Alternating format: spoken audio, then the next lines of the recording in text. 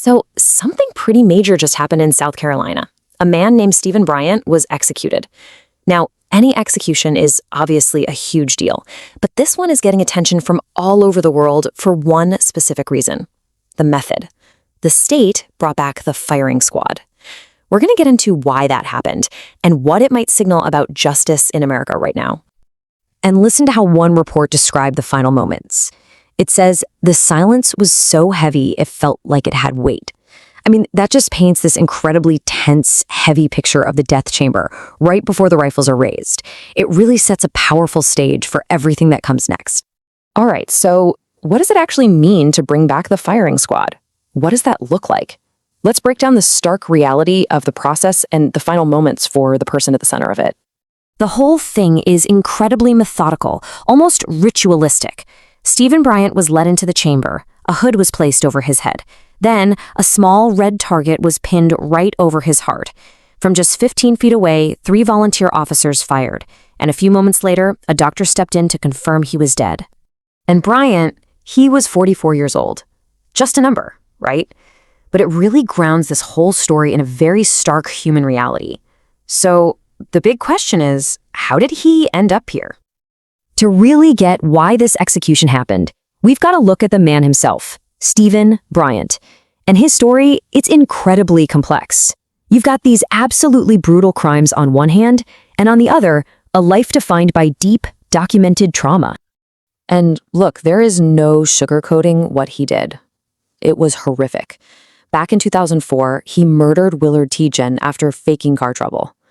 Then, within just a few days, he ambushed and killed 2 other men on rural roads. The community was so terrified that police actually issued a warning: do not stop to help anyone.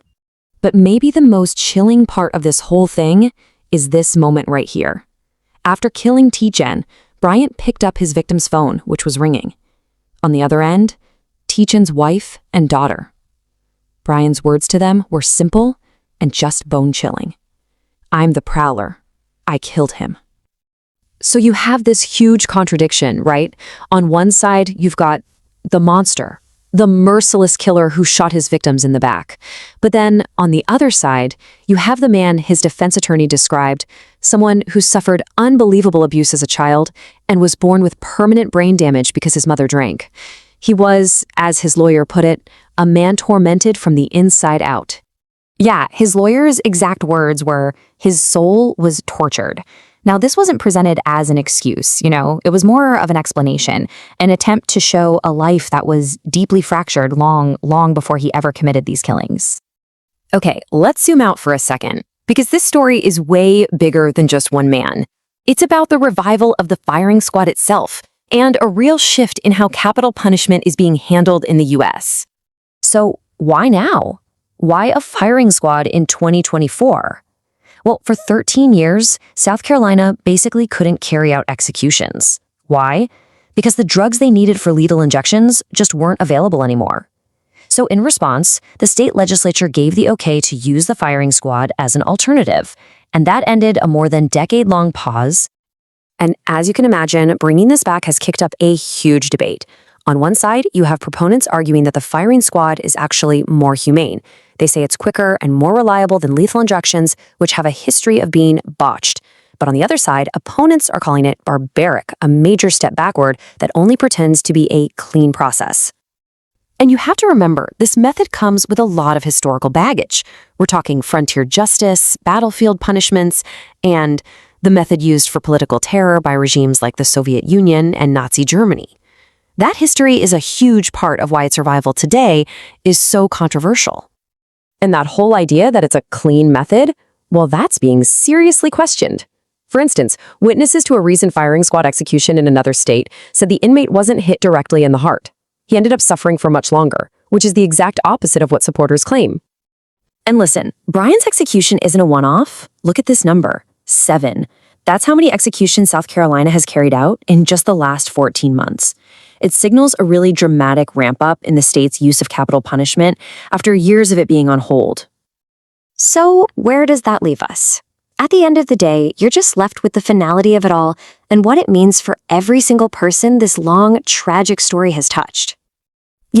In the middle of all this huge legal and ethical debate, you find these incredibly strange human details, like this. This was Stephen Bryant's last meal, a huge feast of seafood, stir-fry, and cake. It's such a final, ordinary act in a life that was just defined by extraordinary violence. His death also marked a pretty grim milestone, 50. He was the 50th person executed in South Carolina since the state brought back capital punishment decades ago. But for the families of the victims, the only number that really mattered was 1. Because for them, the families who watched it all happen from behind bulletproof glass, it wasn't about the method or the controversy. For them, it was, and I'm quoting here, about the final weight of justice settling after 21 very long years of waiting. And that really leaves us with a big question at the heart of all this. With states bringing back one of the oldest forms of execution to solve a very modern problem, are we looking at a new face of justice, or are we just turning back the clock?